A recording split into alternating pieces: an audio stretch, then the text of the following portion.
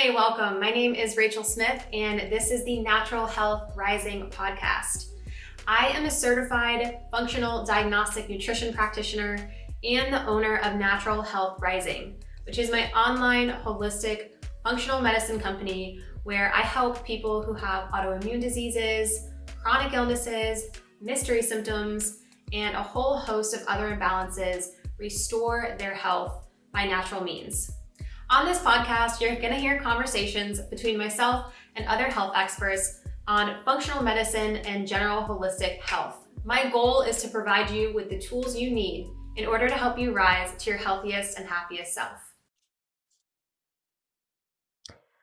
All right, Steve. So start by telling us a little bit more about your story, and let's start from what initially drew you into this career path and what led you to what you're doing today. Yeah. So, gosh, I got into this when I was a little kid, and it started off with what people would probably call bullying today. I had a friend of my family who was a little bit older than me, and I idolized this kid, looked up to him, hung out with him, and we went on a family float trip. And when I took my shirt off, he said, "Oh my God, you have tits and you're fat." And it like, I mean, I looked at myself and I'm like, what? Like, I'd never heard anything like that, but it demoralized me because this kid was really fit. And so at that moment I was embarrassed, and I went home and I started working out in the basement, and bought one of those little concrete weight sets. You probably don't remember those, but it was like little Sears concrete weight set. And I went down there and I worked out and worked out and worked out. My mom and dad were like, hey, you're going to hurt yourself. So fortunately for me, they were able to hire a trainer, and I worked out with a trainer 3 days a week from the time I was 12 until probably 15. And he taught me how to eat, how to exercise, and it made a really big difference. And it had a huge impact on me in that I was just fascinated by the nutrition and how that impacted my body and the exercise. And it made me want to go help other people do the same thing. So I started a supplement company because he had me using, protein powders and different things like that. And my parents were like, we're going to pay for the training, but we're not going to buy all this other stuff. You need to cut grass if you want to buy that. And so I went out and I started cutting grass and realized very quickly that I didn't like to cut grass. It made me hot and itchy. So I started a supplement company, and my mom got the tax ID number and all that for me. And I started selling vitamins and minerals and all that stuff to all of her friends so that I could buy my own stuff. So that's where it started. And that's the only thing I've done my entire life is fitness and nutrition. And never looked back. So I've been really blessed that I've been able to make a career out of it. Wow, that's amazing. How did you get into the check portion and the FDN side of things? Yeah. So when I was 16, I started a personal training business. And it was interesting because I was around a bunch of other trainers in a gym setting. So I got to see what other people were doing. And at some point, when I was working with my clients, let's say I was working with you and you came in for a workout and we were going to do a leg workout. And you said, "Hey, Steve, my knee hurts. I can't do this exercise. It's really bothering my knee." At that point in my career, I was like, okay, well, we won't do squats today. We'll go over here and do this instead. And it got to the point with some clients where there were literally no exercises they could do without pain, but I didn't know what to do to fix it. And I saw that with the other trainers as well. And I knew that you had to be able to squat or do whatever particular exercise it was that was causing pain, or you couldn't function in life. Like you have to go to the bathroom, you have to get in and out of your car. And so that's what took me to the Czech Institute, because they had a really good program that would teach you how to assess movement imbalances and muscle imbalances. And then that led me to go to a whole bunch of other different people that taught me how to assess and correct the muscle imbalances, so that rather than saying, "Hey, Rachel, let's not do squats today," it was, let me assess you right on the spot and figure out what's working, what muscles are firing, what muscles aren't firing properly. Let's activate them, and then go try that squat again. And 9 times out of 10, after I did what I learned, you're like, "Oh my God, I can squat and I don't have the pain anymore." So I realized very quickly that I needed to know how to assess people properly from the beginning, from the physical standpoint, to keep them in the game and to keep them functioning properly. And if I ran into something like that, I knew how to fix it and help them. And so in that process of working at the Czech Institute with Paul, he had a whole nother path that was the holistic lifestyle path. And I got into that, and metabolic typing was part of what he was teaching. So I became a metabolic typing advisor. And then through that, I met Reed, and I became an FDN back in, I think it was 2008. And the reason I did it was kind of the same thing with nutrition. When I would give people nutrition plans, I'd say half of them would get really good results, and then the other half just didn't. And I'm like, it kind of stumped me. I was like, gosh, this person's following my plan. They're quote dieting, but they're not losing weight. And in fact, they're feeling worse than they were before. And I knew, just like from the physical standpoint, that there had to be a reason why they were having knee pain or, shoulder pain or whatever it was. I also knew in the nutrition thing, there had to be something going on that I couldn't see that was causing those people to not get results and the other people were. And so that's when I learned about FDN and realized that I could run some lab tests to see what was going on under the hood, if you will, to find out why these people weren't getting the results that the other ones were. And it allowed me to correct the imbalances so that they also would get the same type of results. And it just fascinated me that there could be so many things that could basically be roadblocks or your body putting the brakes on moving forward until things were resolved. So that's kind of how I got into all of it. And yeah. I have a few questions that came out of that. So, metabolic typing, I want to talk about that for a minute. Do you still use that? Is that, I yes and no. I found that what was happening when I first got into FDN and I was using all of these tests and I was running MRT, the food allergy, food sensitivity testing, and the metabolic typing, I would get all of this information back that would, be like a big binder of do this, don't do that. Mm-hmm. And these are the foods you can eat and these are the ones you can't, and blah, blah, blah. I would give that to my clients and I would try to educate them on what they needed to do. And they'd look at this stuff and throw it in their back seat and they wouldn't do it. And after running hundreds of people through these tests, I said, hey, why aren't you following this plan? And they were like, it's too hard. It's too much information. It's too much stuff. And so I kind of went back to the basics of, all right, everybody needs certain things in their diet. And I found that there were certain inflammatory foods that most people had. And I said, let's start with really simple stuff. Let's work on breakfast first. And all I want you to do is make sure you're eating a protein, a fat, and a healthy carbohydrate. Here's your list. Do that. And then, of course, drink water. And I had them do that for 7 days. And then once they finished that first 7 days and they did it over and over again, then I'm like, all right, now let's add in a healthy snack at like 10 a.m. And it has to be, the same thing, carbs, fats, and proteins. And once we went through that for 5 weeks, I fixed their breakfast, and then we did a healthy snack, and then we worked on lunch, and then a healthy snack, and then dinner. Over the course of 5 weeks, they'd rebuilt their entire nutrition plan. And it might not be perfect for their type, but it was way better than what they were doing. And then at that point, we started to fine tune and tweak things if they needed it. But with the metabolic typing, I don't know, just something in the back of my head. I was always like, how do we know that broccoli is bad for this type, or that asparagus, or pick a food, like, how do we know based on a questionnaire? Yeah. So I like the idea of being a fast oxidizer or a slow oxidizer, where one person might need more carbohydrate and one person might need more fat and protein. That made sense to me. So I still use that, but I don't use the metabolic typing to test for it. I just kind of start them off with a midline and then adjust up or down based on how they're feeling and their activity levels. And then I rely more on the Zoomer tests to tell me what foods they shouldn't eat. And then the rest of it's kind of free game. But one thing that I've found that helps more than anything else, it's really simple actually, is if I give you a list of non-inflammatory foods, and I've got a whole list, and like 98% of the population the entire list would be non-inflammatory for them.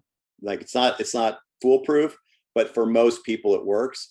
And I'll say, all right, I want you to only eat from this list of foods for a month.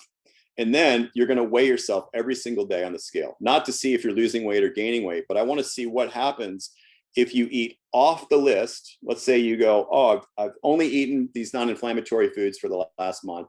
And then you go have bread and your weight is 140 pounds every single day, 140, 141, 139. It's kind of bouncing like this. And then you eat that bread and you get on the scale the next morning and you're 4 pounds heavier. Well, we know you didn't gain 4 pounds of fat. That's an inflammatory response. And so we can start to identify inflammatory foods based on the water retention, right? Or some other stressor. Maybe you got in a fight with your boss or your spouse or whoever, and you stayed on the diet, but your weight still went up. Well, that was a stress response, right? When your stress goes up, you're going to retain water. So that to me is a much easier way to measure. I mean, it sounds pretty simple, but it works. So that's what I do. So I don't know if that answered your question.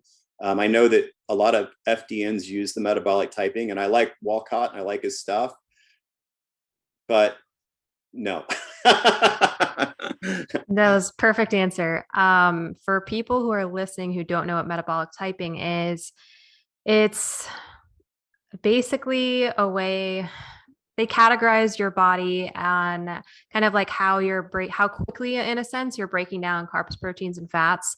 And then based upon that, you're told to eat certain foods. And I agree. So when I first started, I tried it with a couple clients and I was like, no, I just can't do this. It didn't feel right with me. Same thing. And so, yeah, I do a similar thing. Like, let's just do your general macros, like really simple, because people get overwhelmed. So, and then just kind of adjusting from there and seeing like, oh, or do you feel really sluggish after a meal? Then maybe you ate too many carbohydrates or something, we need to dial that back down. So I think that's a good starting place for sure, rather than getting really detailed like that. I think for most people, when somebody comes to me and they want help with nutrition, I would say 99% of the time it's because they want to lose weight and they can't. Something's stopping them from losing weight. And they've tried everything else, and they've tried all these different diets. And the misconception, I think, that at least the people I work with, that they have is that carbohydrates are going to make them fat. And so they think if they do these keto diets or paleo type diets, that they're going to be magic and that they can lose weight by doing that. And what I try to teach my clients is there is no magic diet that's going to make fat fall off your body. It's always about calories in and calories out. And if you burn more than you eat, you're going to lose weight. I mean, that's the formula. However, with that being said, there are underlying factors that will slow down your metabolic rate so that you may not need as many calories as somebody else whose metabolism's really rocking out. So I help them kind of navigate through that and to figure out if, I'm sure you've heard of people that do a lot of dieting and low-cal dieting that they've, quote, damaged their metabolism, right? Like it's just, and I don't know if damage is the right word, because your body's always going to bounce back if you do what it needs. But I do believe that you can slow it down to such a slow rate that's not sustainable. Like these, what is it? The HCG diet, I think, where people do 500 calories a day. And I don't know how they do it. I'm like, I eat that in one bite. Right. But they do it and they lose all this weight. And so the biggest thing I look at with nutrition, I look at it, your body is like an engine, like a Ferrari. Well, some people, it could be a Ferrari or a Honda Civic, right? A Honda Civic is very fuel efficient.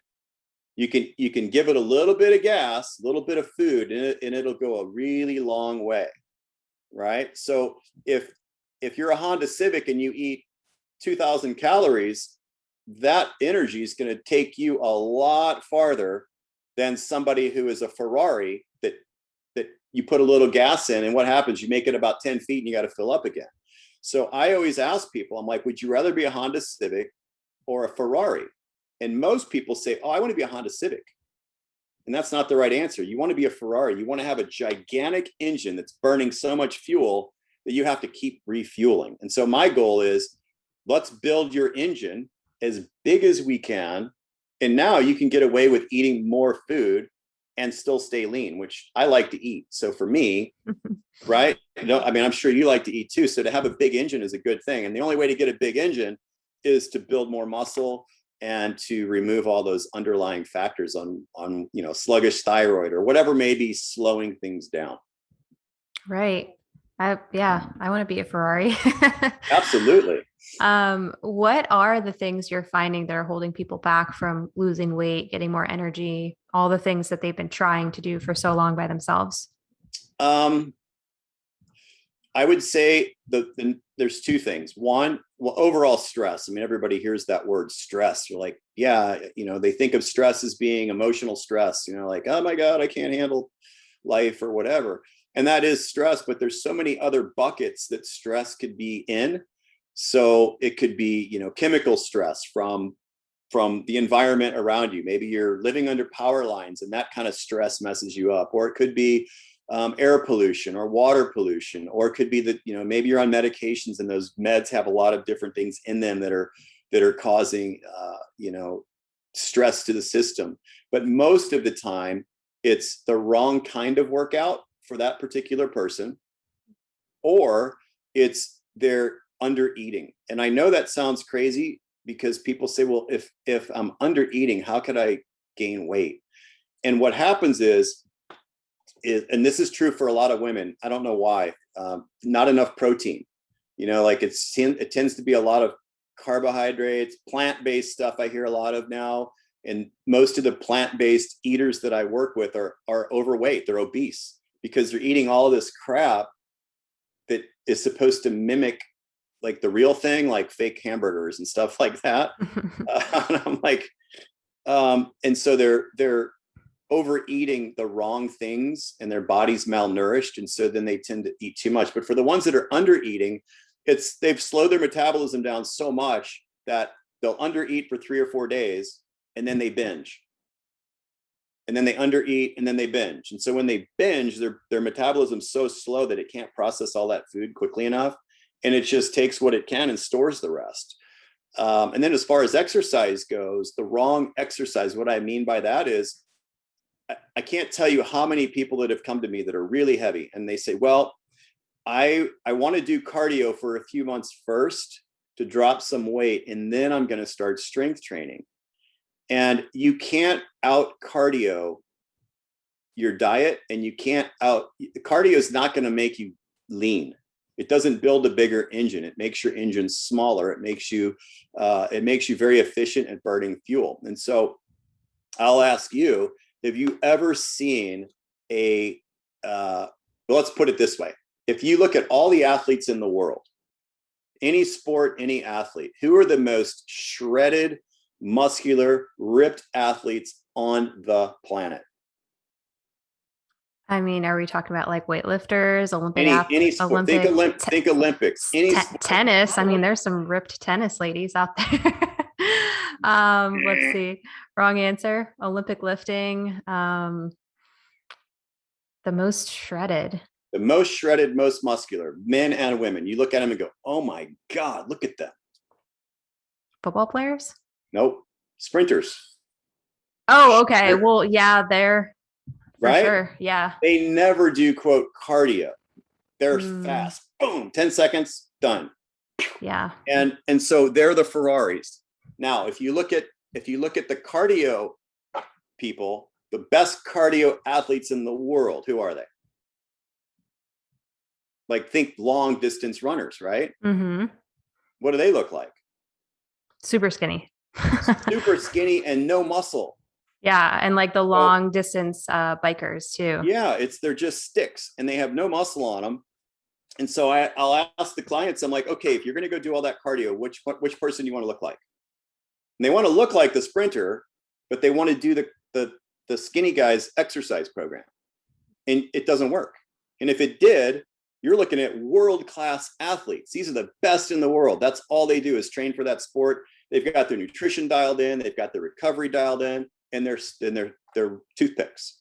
So I always tell my clients, if you want to get lean, you've got to eat enough food to build muscle, and you've got to train like a strength athlete, and do sprint interval training. Like you could do 6-10 second sprints and be done. That only takes you maybe 20 minutes. You do 10 seconds and rest for 3, 10 seconds, rest for 3. And they're like, well, I'm not doing that much. I'm like, what you're trying to do is you're trying to impact that hormonal release, and you'll end up like a sprinter. And so it works every time. It's hard, but it does work. Mm-hmm. What's the limit there? Like, what if you're doing 30-second to 60-second, like hard core, and then you're resting for 2 minutes, and then 1 minute hard, 2 minutes soft for like 10 minutes. Like, is that, you mean doing like 30, running? Well, yeah, like HIIT. Let me ask you, if you were, how long can you go full out? Like if I said, I want you to run as fast as you possibly can, how long can you maintain your top level of speed before you start to slow down? Probably not very long. About 10 seconds. Yeah. And that's in a trained person. Most people are going to be probably like 4 seconds. And then they're like, oh my God. So it's the same thing. It's like, go really, really fast, explosive. And then when you start to drop in speed, that's where you just want to stop and rest. Otherwise, you start working different energy systems. Okay. What are some of the other kinds of exercises? Like, what are the most important lifts for people? Because it sounds like building muscle is kind of like where you're at. Obviously, you've owned a lot of gyms and all of that kind of stuff. So what are the basics that you have somebody do first? Well, I like to look at any exercise program in terms of what are our primal movement patterns. So what do we have to be able to do in the real world to function at an optimal level? And you have to be able to squat, right? Mm-hmm. You have to be able to do a lunge. You know, like if you're going to pick something up off the floor, you're going to kind of lunge down and pick it up and stand. You have to be able to twist. You have to be able to push, pull, and then maybe throw, right? So, and then of course, walk or run. And so I use those movement patterns first. So if somebody can't do a squat because of, whatever kind of mechanical imbalances they might have, pain, injuries, or things like that, then we have to correct that. And so maybe they're doing single-legged squats first, and then we integrate a regular squat. But I try to incorporate all of those movement patterns into the lifts. So when you look at the gym and you go, well, what mimics a push? Right? Most people think bench press, mm-hmm. But you don't lie down in the real world and press something. You're pushing it while you're on your feet. So a standing cable press or band press would be a really good, example of a push, or a one-arm push or a one-arm pull. Anything like if you're dragging something or pulling something, that's a really good exercise. A squat could just be sitting in a chair and standing up, picking something up off the ground like a deadlift.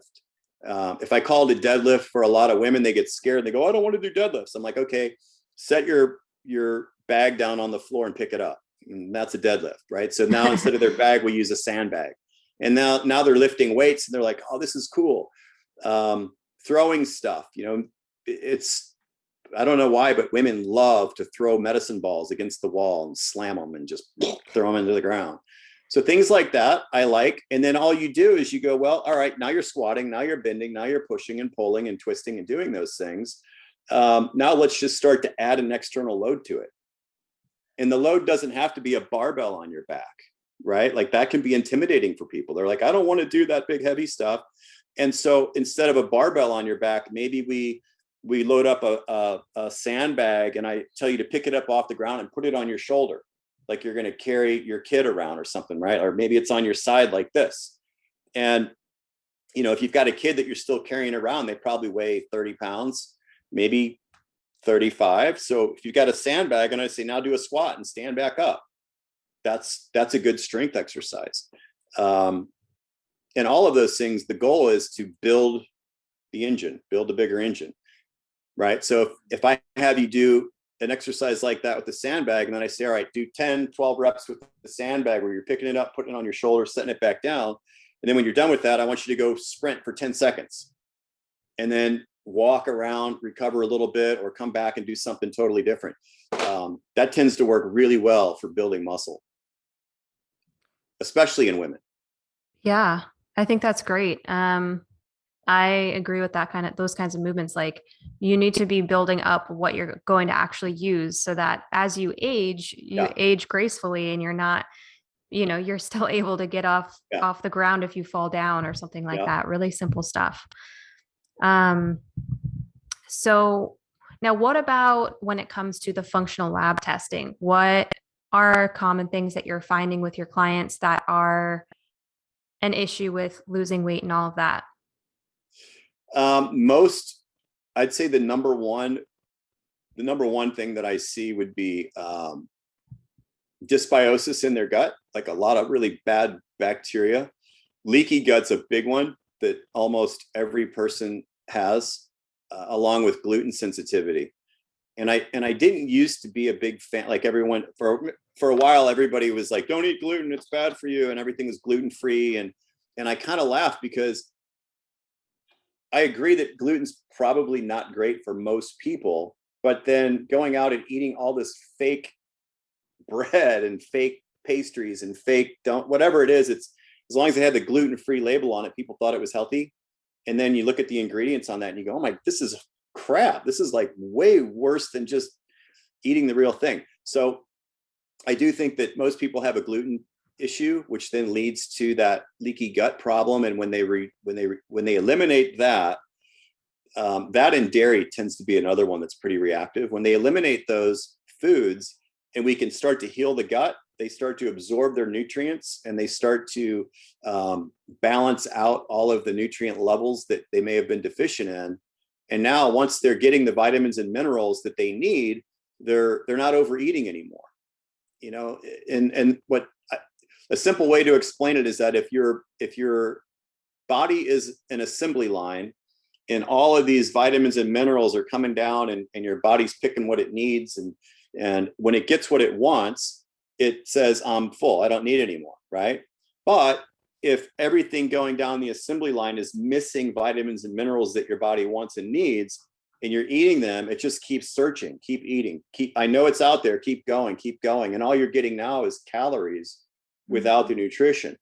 And if somebody has leaky gut, they could be eating very dense, nutrient dense foods and still not absorbing what they need.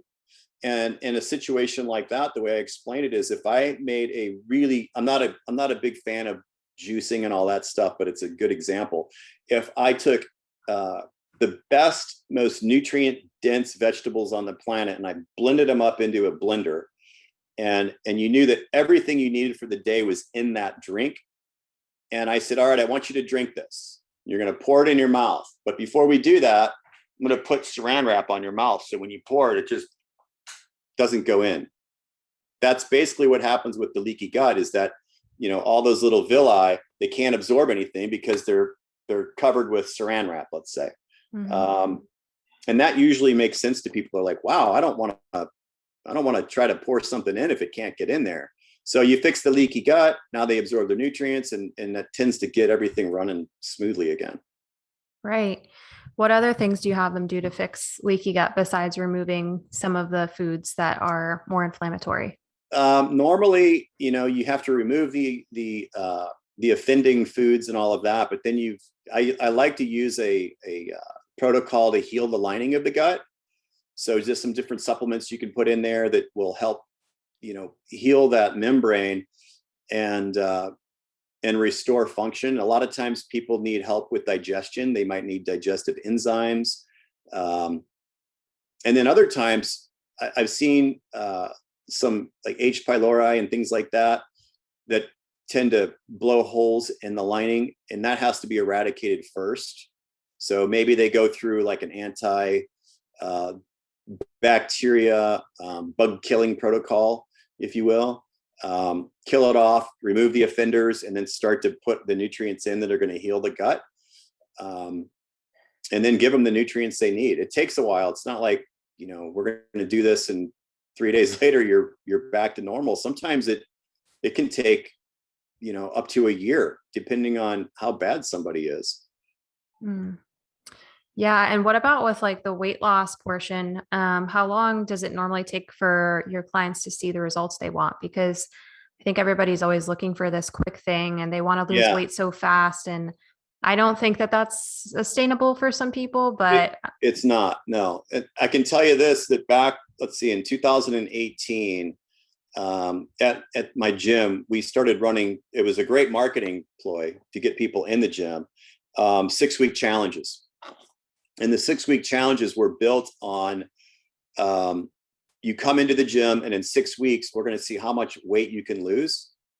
And we figured out that we could game the system so that because people love to gamble on themselves, right? So we would say, if you come in and you lose 4% of your body fat or 20 pounds, whichever one of those was first, in 6 weeks, then the challenge was free. Like, you just got 6 weeks for free. But you have to pay for it up front. So you're paying $900 up front, and then you're going to bust your butt and do everything we ask you to do. You've got to show up 3 times a week. You've got to follow our nutrition plan. And if you do it, then you're going to get the results. If you don't do it, then you don't get the results, and we keep your money. Right? And I saw people that were dropping, anywhere from 9 to, like, I had one guy, he lost 38 pounds. And it wasn't sustainable. It wasn't a healthy thing for them because they didn't really learn how to eat. We thought that we could teach them how to eat. And what we realized is that they didn't care about that. They just wanted to beat the bet that they put on themselves. And so I found that what I thought was going to be a good idea to get people in the door, get them some progress, and then we're going to keep them long term and really teach them how to do it the right way over time, didn't work. So now I tell folks, at a maximum, if you can lose 1.5 pounds a week, maybe 2 pounds, that's going to be a lot more sustainable in the long run. But unfortunately, that's not what people want to hear. And so my answer, if you were a client, would be, I'm really not sure how much you're going to lose, but I can promise you, you're going to reach your goal.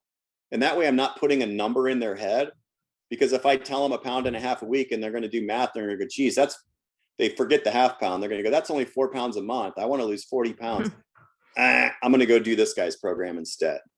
That's what we are up against as healthcare practitioners, is we know that it's going to take a lot longer than what most people want. And we are up against that machine that's out there, which is quick fix, whether it's supplements, take a magic pill. That's why the diet book industry is so big. I mean, every day a new diet comes out and they all promise the same thing. You're going to lose weight, right? But that doesn't mean that's a good diet. It's just now, oh, look, a new thing, I'm going to go try that. And so it's really hard. It's frustrating for me to try to educate people and do it the right way when you're getting blasted by, probably, if you just went out your door, you could probably hit 40 places that are doing it the other way, and they're taking those clients from you. So it's a battle for sure, but that's a long-winded answer to how much weight can they lose. But 1.5 pounds to 2 pounds is probably about the max. okay.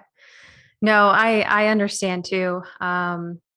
People think, I work with people with autoimmune diseases and they're like, how long is it going to take? And I'm like, you got to work with me for at least 6 months at least. Yeah, and yeah.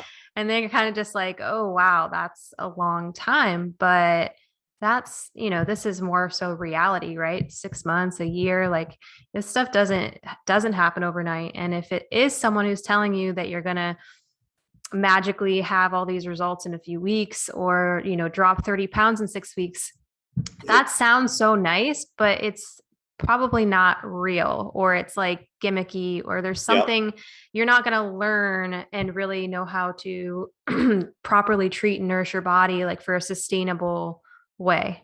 Right. Exactly. Yeah. I tell people, if you're hearing that, it's bullshit. And I tell them flat out, I'm like, it's not true. It's not going to work. And come back and see me after you've done all those things, right? Like, you can pay me now or you can pay me later. And later might be, you might go 6 months, you might go a year, you might try, 3 or 4 different plans like that. But a year from now, when it's not working, you could have worked with me, and 6 months later, you would have been where you wanted to be.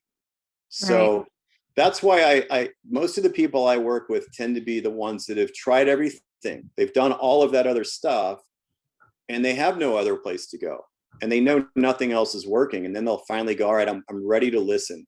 Because if you get them on the front end of that and they haven't done all that stuff yet, they're probably not going to be successful in your program, because they get frustrated and they want that quick fix. Yeah, unfortunately, that's our society today. It's sad. Unless they're in pain. If they're in pain and you can alleviate some of their pain right away, now you've got them. Right. Because they don't want to go back to that place with pain, and they'll do whatever they can to stay out of that area. So if you can figure out what that pain is, and then give them some relief pretty quickly, then I think you could keep them. Right. How do you keep your clients motivated? Well, that seems to be I'm hearing that a lot right now. I'm just not motivated. I'm not motivated. And I tell them it's not my job to motivate you. Like, motivation's cheap, right? Some days I'm motivated and some days I'm not. But I know that if I want to get from point A to point B, I have to just keep taking steps, right? And if I stop, I quit getting to that other place I want to go. And that's okay, right? I can take a break, I can stop, but then I'm on my journey, I'm just stuck, and I'm kind of stranded here. And so I tell them that they have to figure out what their why is. Like, why do you want to lose weight? Why do you want to get rid of your skin issues? Why do you want to get, whatever symptom they have? Why do you want to get rid of that? Like, what's your why? What's your driver? And if they say, well, I just want to look better. Why? Well, because my clothes don't fit and I want my clothes to fit better. Why? I keep peeling the onion until they cry. Once they cry, that's their real why. And here's an example. I had a woman come in and she said, I want to lose weight. I just don't feel good. I said, okay, why do you want to lose weight? And she said, well, because my sister's thin. I said, okay, well, why does that affect you? Like, what's the problem with that? Who cares what your sister looks like? And she says, well, I think I'll just have more confidence. And I said, all right. And finally, after about 15 minutes, she starts crying. And this made me cry. She's like, my husband thinks I'm disgusting and he won't touch me. She goes, that's why I want to lose weight. And she's bawling. And I'm like, holy crap, what a dick. And so I said, you know what? That's your why. So here's what we're going to do. Every single time this gets hard, and every single time you think it's not working and you want to give up, I want you to think about that. Because that's going to give you the motivation to keep going. And if you don't have a why that literally makes you feel like that, then it's not going to be successful, because you don't care enough. Yeah. So typically when I'm working with people, if they don't have a why, I won't work with them. Because I know, because then I become just another statistic than people they've done things with. Right. And I don't want to be that. Man, I hope she's not with that guy anymore. I mean, yeah. My goodness. But yeah, I agree. You have to have something that's going to push you in some sort of way to keep going forward. Kind of want to switch tracks a little bit. Have you ever had any, so like besides when you were a child, like that very first time when someone was like, oh my gosh, you're fat, which had to be so tough as a kid to like hear that. But now, have you had any personal health struggles, and how has doing the functional lab testing and things like that helped you? Yeah. So part of my story is, and this is where stress comes in. And I tell people that, as you're doing interviews with potential clients and they're telling you about, all of their symptoms and their issues, if you just let them tell you their story, stuff comes out that you can go, boom, that is a huge deal that could have set you on this path that, this downward spiral, and it's stress. And I had a woman I was talking to just a little while ago who started out, she said, I feel great. I'm really healthy. I don't really have any issues. I just want to be even healthier. And as we talked, after about 45 minutes, she tells me about the nasty divorce she went through 7 years ago, how it wrecked her life. And she had to be put on all these different antidepressants and anti-anxiety meds. And her skin she was getting rashes and fever blisters and all this stuff. So we went from, I'm really healthy, I don't really have any issues, I just want to get healthier. Her main complaint was she couldn't build muscle. She couldn't get muscle tone. And it led all the way into all of that nastiness that went on in her life that was like a huge stressor that started the whole cascade of her hormones and everything getting thrown out of balance, and ended up with, now she's 52 and she can't get muscle tone because her hormones are so out of whack. But she never tied it into that stressor from 7 years ago. So for me, back in 2010, I was in the best shape of my life, living the dream, had everything I could possibly want, rocking business, rocking health, rocking everything. And my little boy drowned at 6. And literally I went from being in the best shape of my life to my life fell apart. And I gained 75 pounds in like 6 months. And no matter how hard I worked out, no matter what I did, I could not keep the weight from coming on. And I didn't really understand what was going on at the time. And so that kind of set me on the path of really diving deeper with labs, and realized that any kind of a traumatic event like that can have an immediate impact where your body, in a woman, it would be, your hormones and everything are in check, and then boom, you lose a child and you're in menopause, instant, just boom, like overnight. And so that kind of happened to me, and it made me realize that, that was a huge stressor that would probably wipe out anybody. But everybody has a lot of stress going on in their life that can have the same impact. It's just their stress looks different than mine did, but it's just as stressful to them. And so that really opened my eyes to how stress can impact your hormones, your digestion, weight loss, you name it, anything to do with your health that can really throw it out of balance. And what I did is, initially I went from doctor to doctor trying to figure out like what's going on. And none of them had an answer for me, because they're looking at my labs, traditional labs, going, everything looks normal. Here, take Prozac. Here, take whatever the drug was. I was on, at one point I was taking sleeping pills, I was taking anti-anxiety meds, and I was taking antidepressants all at the same time. And finally, I realized when I did some deeper dives that I had a lot of issues that were from the stress that I could fix, with nutrition and the right supplement protocols. And I finally got off all that crap. And the long-standing result of that was a pretty big hormonal imbalance that led to thyroid issues. And so I still battle that one to this day. And you've probably seen some of my posts where I'm still trying to figure out what works best for me in terms of how much thyroid hormone do I need, and then what's blocking the thyroid hormone from actually being able to work. And it's funny because I still learn stuff every day about why it's not functioning at the level I want it to. And so if I feel that way, and this is what I do for a living, and I'm constantly in it and learning and studying it, imagine what somebody who has no background in this stuff is going through, where they're relying on the traditional medical system, and they go in and they know something's wrong, and they're like, oh, your thyroid hormones look okay, just keep taking your Synthroid. And then at 50 years old, they throw their hands in the air and they give up. Like, that's just their life.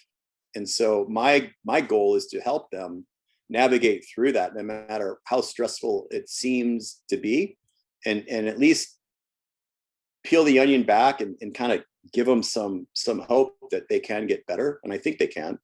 But yeah, that was a big part of my life that really threw my health off. Because other than that, I've always eaten really healthy. I've always taken care of myself. So that, I don't drink, I don't smoke, I don't do any of that. But that one big event, man, that really messed up.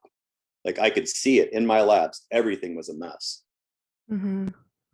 Wow. I'm so sorry to hear that. And that's definitely a common story with like having some sort of, those major events that send us all into some sort of health spiral. But yeah, the thyroid is very tricky, and it is funny that some people just keep taking their medications. It's like, we got to figure out, there's always more going on with the thyroid, whether it's the gut or the liver or stress or whatever it is. And how do you have any ways to help people through stress? Like, excuse me, in addition to the nutrition and the exercise? One of the things that helped me the most is when I after Austin died, I was like, I got really angry. And I was going to a therapist, and she said, I want you to hit a bag every day. Just start punching a bag. And so I did that. And I didn't do it for exercise. I did it to release some of that stress. And that really helped me. So I tell people that if you can punch something or throw something at a wall or hit something with a hammer, like just get that energy out, that tends to help. And then the other side of it is, while I'm doing all that, being all aggressive and beating the crap out of something, I'm listening to Brene Brown. Do you know who that is? Yes. Right? Like, guys, don't beat me up over this. But I was listening to something that she had out there, and she's like, one of the best things you can do is to journal. And I've always journaled, but her journaling wasn't writing, it was drawing. Like, draw your daily stuff. And so I got a book out, and a drawing book, and I started just like chicken scratching stuff together. And the next thing I knew, it turned into, I don't have any in here. I don't think. Like, it turned into these Sharpie drawings, like stuff like this. Can you see this? Oh, wow. You did that? I did it with a Sharpie marker. That's so cool. And I have over 50 of these. Like, I've done a ton of them. And so when I'm drawing stuff like this, it shuts my brain off. Like, literally, it just, I don't think about anything else. And so those are the only two times that when I'm punching a bag, it gets the energy out. But when I'm doing the drawing, it shuts my brain off. Mm-hmm. To where I'm not thinking of anything else. And that's enough time for, to just kind of recoup and regenerate. Yeah. So I always tell people, try it. I've never been trained in art. I didn't grow up doing it. It just came out of me. And I didn't do it to, for any other reason than just to try to calm my brain down a little bit. Yeah. For anybody listening, Steve held up a picture that's like a huge picture of beautiful colors. And I couldn't really tell exactly what it was, but it looked really nice. And I love that you say that you're not an artist, because I think that's what holds a lot of people back from doing, or I'm not an artist, I'm not a writer, I can't journal, I can't paint, I can't. Yes, you can. I mean, we all did it when we were kids, and then we just got older and we forgot how good it felt to express ourselves and to let the rest of life kind of slip away and just focus in on something simple and fun. Right. Yeah. So, we I don't know what it is. We hit a certain age and we think, oh, now we have to be adults. Yeah. Right. And I never hit that point. My wife says I'm like a 12-year-old, but I think we need to be more childlike, and because kids don't really, they have stress, but they're always playing. They're doing something. I've got a note on my computer that literally it says, fun first, have fun, laugh. Like, that's my deal. Like, if you're not doing that, I don't really care what else you do. You're going to suffer. Your health is going to deteriorate. I think laughing is probably, I don't know why. there's got to be a study on it somewhere, but it's got to be the best medicine there is. There are studies on it. Yeah. Yeah, I mean, there has to be like something about it. Yeah. I'll tell you a funny story. We're driving down the road the other day, and I've got two twins. I've got a little boy and a little girl. They're in the back seat, and I've got this big adventure van. It's like this huge off-road camper van thing, and they're in the back, and my wife's sitting here, and my little boy told a joke, and it was really dumb. Right? It was like, and I kind of fake laughed, and then my little girl fake laughed, and then I fake laughed again, and I just started like really overdoing it, like ha ha ha ha. And then they start, and the next thing you know, all of us are laughing, like really belly laughing so hard that we had tears in our eyes. And after that, I'm like, we should do that every day. Like you can make it happen. You can just start laughing, and then all of a sudden you're laughing, like out of control laughing, and you don't even know why you're laughing. Mm-hmm. But it just I don't know what it does to us. It releases something that makes you feel good. It does so much. And, another thing too, is it probably stimulates the vagus nerve a little bit too. And even gets you into that more like relaxed state. Yeah. I love that story. Just like laughing is contagious for sure. I think this is a good place to kind of wrap up as we're getting low on time here. I always like to ask if you could leave the listeners with one action that they could take this week to help them live a healthier, happier life, what would it be? Wow.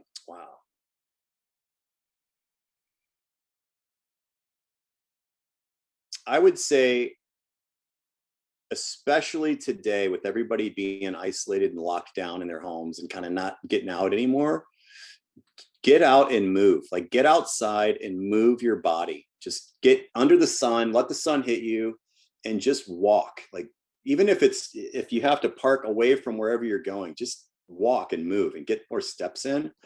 That goes a long way, and of course, all the stuff we do with all the lab testing, everything is great, but not everybody's at that place right now. But I would say just move your body and walk and get off your phones. Right? Like put that stuff away. And if you're going to use your phone all day and be on your computer, get blue light glasses, something that blocks the damaging lights. Yes. So yeah, that's it. Good points. Yeah. I like to do my morning walk and I turn my phone on airplane mode when I go to sleep and leave it on airplane mode until after my morning walk. So it's like total separation and getting that movement, that sunlight in the morning. Really great tip. Well, thank you so much for chatting today. You can share if you want to share anything else that we missed really quickly, or just where people can find you and reach out if they want to work with you or if they have questions about anything.